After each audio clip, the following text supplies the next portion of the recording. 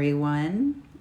Thank you for joining me for this lunar forecast for the full moon in Sagittarius. I am Rachel Moon of Mystic Hand Tarot, and if you would like to support these videos and or possibly receive my monthly tarot forecast, you can head over to patreon.com/mystichandtarot. I also have some lovely merch there available at the $5, $15, and $25 a month tiers. And there's also a $1 a month tier. So if you are interested in supporting this work that I'm doing with these videos, please check it out. That's patreon.com/mystichandtarot. And now that we have the promotional information out of the way, I would love to tell you about the astrology surrounding this full moon in Sagittarius. So we have the full moon in Sagittarius falling on June 14th, and it is going to be a great time to socialize, have some fun, relax, enjoy yourself. Although the full moon being in Sagittarius can also mean that some truths are going to be highlighted at this time. And that could mean some uncomfortable truths being highlighted. So it just depends on what that truth is that's coming up. And this can be something in your personal life, but it could also be something on the global scale or the national scale or even the local governmental scale. It could definitely be something in your greater family or in your personal family dynamics that's going to be illuminated with this Sagittarian propensity towards truth. Fortunately, though, what helps this out in a positive way is that Mercury is moving into Gemini on Monday the 13th, the day before our full moon in Sagittarius. So that will actually influence communication in a positive way. Mercury is actually exalted in Gemini. It is the ruler of the sign of Gemini, and that means that it's very much at home in that sign. So it will be much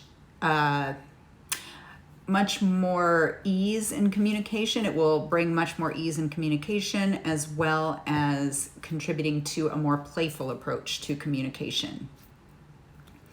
So for our full moon in Gemini reading, we are going to use the Wild Unknown Tarot, which I haven't pulled out in a long time, and I'm very happy to be using this. And this will be for our three main messages. And then for the final message of how we can nurture ourselves, I'm going to be using the storytelling deck. It's Tell Me a Story storytelling deck.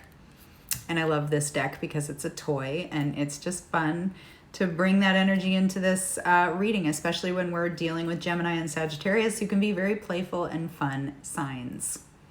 So we are looking first from the Wild Unknown Tarot at what is being illuminated, what is leaving, and where we are heading.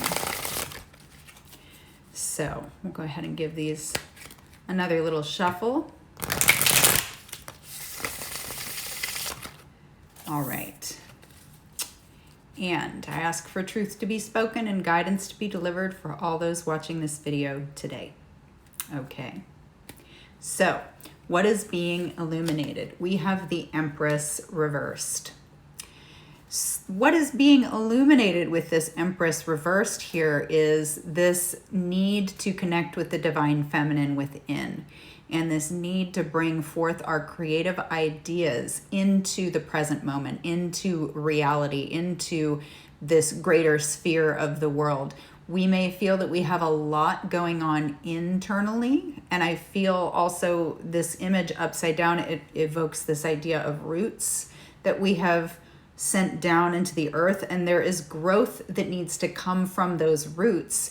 And those roots are in these creative ideas because the Empress is the creative force of the major arcana.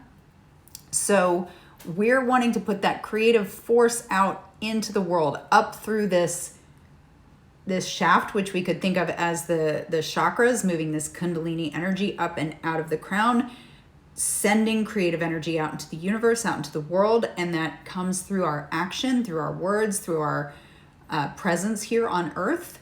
But we have to give it, we have to put it out there. And one of the things about the Empress is that she is not only a creatrix, but she is a divine defender of that which is vulnerable.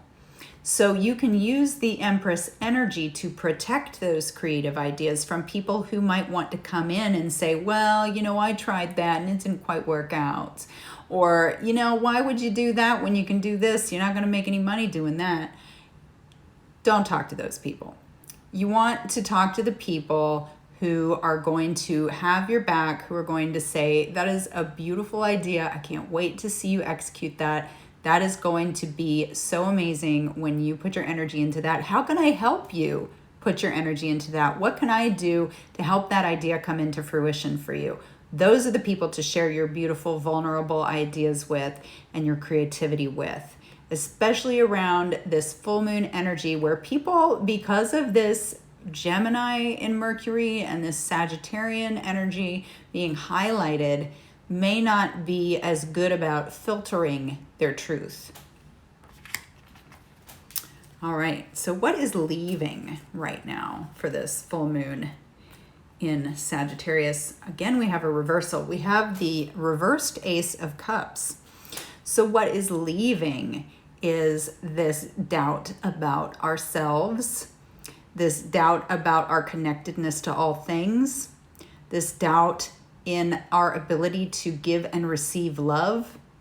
And I also feel what is leaving is a disconnectedness from others and our doubt about our potential in romantic relationships. It may be that you have been through some healing around this time in the last 3 months, and you're now letting go of those doubts that you had that you could find a relationship that is sustainable, loving, and aligned for you. So let go of those beliefs that are holding you back from meeting someone who is appropriate for you, who is going to be a match for you, and recognize how far you have come in this area of your life with regard to relating. This card could also be about creative ideas as well, and connect well with that Empress card in the reverse, saying that those internal creative ideas, you know, they're ready to be brought out into the world, and this idea that they're not is leaving. So where are we headed? We've got a card in the upright. We have the Eight of Cups. We are headed into the unknown. We are headed on a journey. We are headed, I feel, into an area where we're going to be doing a lot of shadow work. So yes, we are letting go of this idea that we are not enough, that we can't have what we want, but that's going to bring us into a time of having to face some things that may still be trying to tell us we're not enough, that we don't have the great ideas, that we don't know what we're doing. So we're still going to have to face those difficult emotions. But what I love about this version of this card is we have a lot more going for us than we have against us. We have a lot more cups that are full and brimming over with beauty, love, and joy. And there's a deer in the backyard, so they caught my eye. So that we have a lot more beauty, love, and joy overflowing in our lives than we have lack. But because we have the moon represented here and we have these mountains, there's still a challenge to face with regard to lack and uncertainty. So just be aware that as we are coming through this energy, that is still something we're working with. And how can we nurture ourselves through this time? This beautiful, fun storytelling deck is going to give us some great mojo for this question. All right. How can we nurture ourselves through? Be willing to go deep. Don't be afraid of what's going on under the surface of things.